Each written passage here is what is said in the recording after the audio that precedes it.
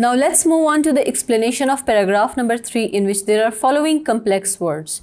The first word is furiously, जिसका मतलब है गुस्से से, while in English it means in an extremely angry manner.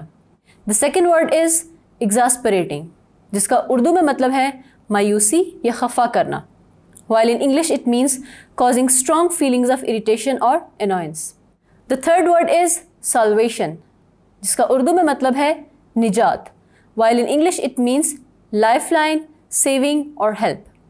The next word is choked, जिसका उर्दू में मतलब है सांस रोकना, while in English it means suffocate. The next word is spat, जिसका मतलब है थूकना.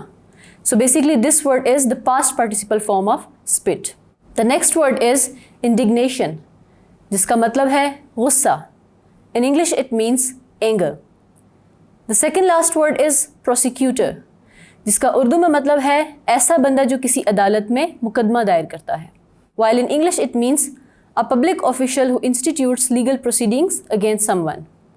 The last word is peasant, जिसे उर्दू में हम देहाती कहते हैं, while in English it means countryman. So basically paragraph number 3 focuses on the character of Mr. Hubert. The writer says that Mr. Hubert was very angry because he was blamed for stealing a pocketbook which he did not.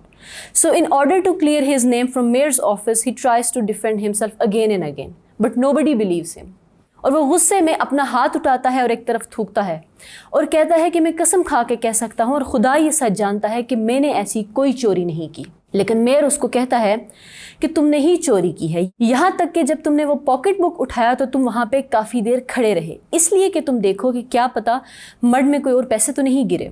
और ये बात सुनने के बाद mister Hubert कहता है कि कितनी अजीब बात है कि आप इतना सख्त झूठ बोल सकते हैं और मेरी रेपुटेशन पे इतना बड़ा आप जो है एक इल्ज़ाम लगा रहे हैं.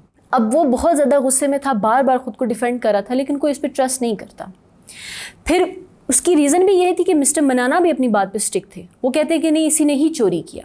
फिर उन दोनों के दरमियान काफ़ी बहस भी होती है.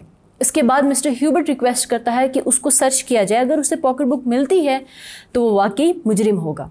लेकिन जब उसे ढूंढा जाता है तो उससे कोई पॉकेट बुक नहीं मिलती, जिसके बाद मेयर उसको रिलीज़ तो कर देता है लेकिन उसको एक वार्निंग देता है.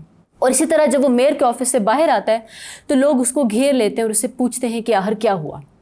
लेकिन मिस्टर ह्यूबर्ट उनको यही स्टोरी सुनाता है कि उसने सिर्फ एक रस्सी का टुकड़ा उठाया. अब वो लोग उस पर यकीन तो नहीं करते लेकिन उसका बहुत ही मजाक उड़ाते हैं. और यहाँ पे ये पैराग्राफ ख़त्म हो जाता है. I hope you have understood this explanation. Thank you.